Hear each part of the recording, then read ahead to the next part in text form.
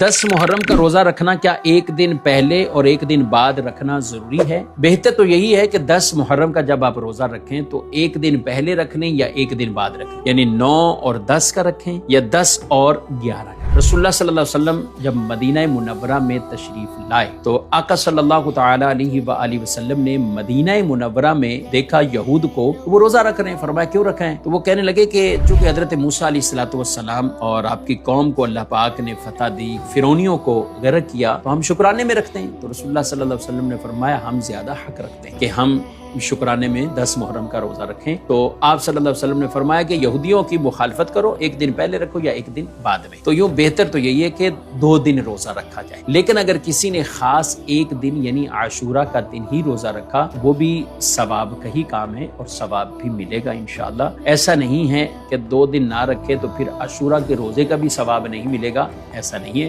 لیکن زیادہ بہتر یہ ہے کہ 2 روزے رکھے جائیں۔ عاشورہ کا روزہ بڑا مبارک روزہ ہے۔ رسول اللہ صلی اللہ تعالی علیہ وآلہ وسلم کی حدیث سے فرمایا مجھے اللہ پر گمان ہے کہ 1 سال قبل کے اللہ پاک گناہوں کو مٹا دیتا ہے، یعنی ختم فرما دے گا، کفارہ بنا دے گا اس روزے کو۔ تو ہمیں عاشورہ کا دن روزہ رکھ کر ہمیں گزارنا چاہیے، زیادہ ثواب کا کام ہے۔